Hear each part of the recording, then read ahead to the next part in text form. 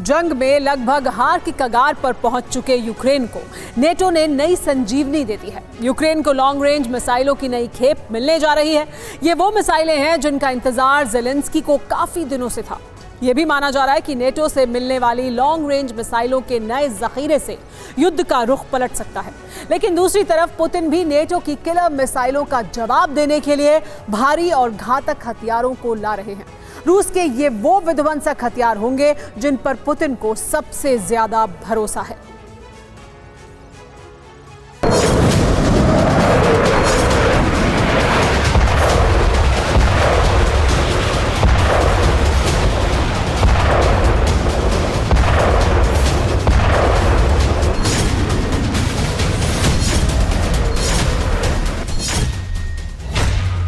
बदलेगा जंग का चेहरा, ज़ेलेंस्की को हथियारों का नया जखीरा।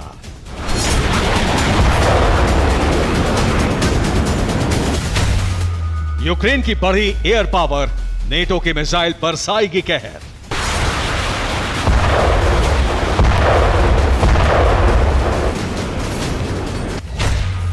पुतिन ने बदली रणनीति, युद्ध में होगी अब तक की सबसे बड़ी क्षति।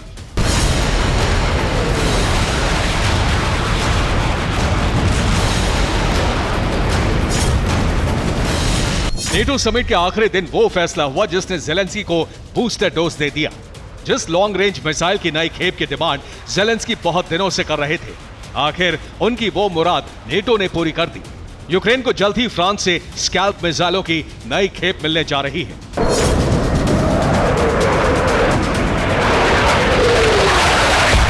नेटो समिट में फ्रांस के राष्ट्रपति इमैनुअल मैक्रों ने यूक्रेन को स्कैल्प मिसाइलों का नया जखीरा देने का ऐलान कर दिया।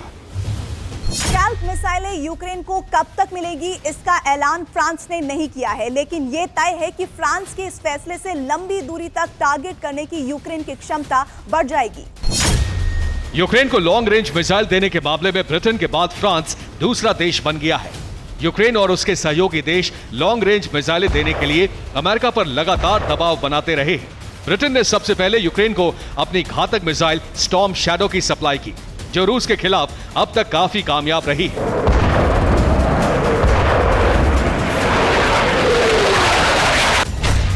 ब्रिटेन की स्टॉर्म शैडो मिसाइल को ही फ्रांस ने स्कैल्प मिसाइल का नाम दिया है। स्कैल्प मिसाइल स्टॉर्म शैडो की तरह स्टेल्थ क्रूज मिसाइल है। इसको फाइटर जेट से लॉन्च किया जाता है। यह बहुत कम ऊंचाई पर उड़ान भरती है। मिसाइल जीपीएस गाइडेड होती है। यह 4 मीटर मोटी कंक्रीट भेद देती है। इसकी रेंज 250 किलोमीटर तक है, जबकि इसकी रफ्तार 980 किलोमीटर प्रति घंटे है।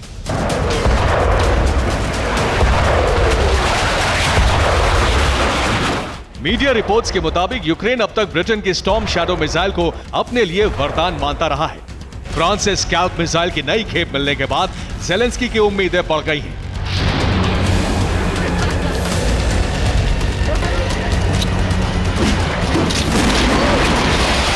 यूक्रेन को उम्मीद है कि अब उसकी ताकत दोगुनी हो जाएगी। ब्रिटेन की स्टॉर्म शैडो और फ्रांस की स्कैल्प मिसाइलों से वो एक साथ रूस पर हमले करेगा। रक्षा जानकारों के मुताबिक फ्रांस से स्कैल्प मिसाइलों की नई खेप मिलने के बाद ज़ेलेंस्की का आत्मविश्वास ये सोचकर भी बढ़ गया है कि जिस तरह यूक्रेन की एयरफोर्स ब्रिटेन की स्टॉर्म शैडो मिसाइल से रूसी ठिकानों पर तबाही मचा रही है, उसी तरह इस मिसाइल के फ्रेंच वर्जन से भी उसे जंग में बड़ी कामयाबी हासिल हो सकती है।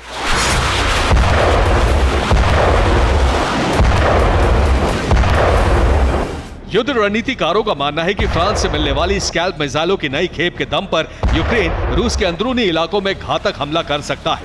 वो फ्रांस की इन मिसाइलों से रूसी आर्टिलरी का मुंहतोड़ जवाब दे सकता है। लेकिन क्या यूक्रेन जो सोच रहा है वो हकीकत में बदल पाएगा? क्या यूक्रेन और नेटो की विध्वंसक तैयारियों को देखकर पुतिन खामोश बैठेंगे?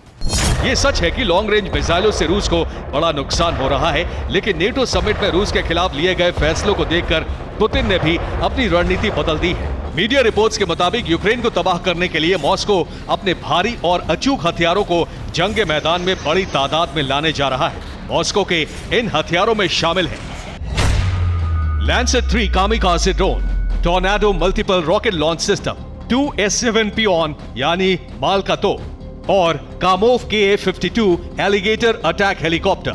रूस अपने इन हथियारों के दम पर यूक्रेन में शुरू से ही कहर मचा रहा है, लेकिन अब पुतिन इन घातक हथियारों को भारी संख्या में बैटलफील्ड में उतारने जा रहे हैं।